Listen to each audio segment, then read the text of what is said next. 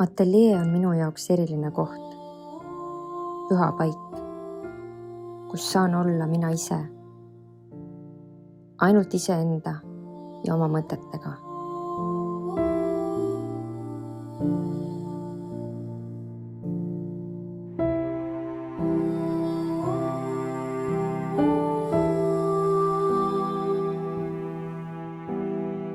Mulle on alati meeldinud vastandid, mis saavad justkui ühes kohas kokku. Savi on sellest ideaalne näide. Ühelt poolt hästi habras, teiselt poolt tugev ja vastupidav. Mul on aias väike teelauake, kus armastan istuda ja teed juua. Eelmisel suvel kasvas seal kivide vahelt välja tulekarva moon. Ta tundus nii habras ja võrratult kaunis. Tema õis oli justkui liblika tiibadest tehtud.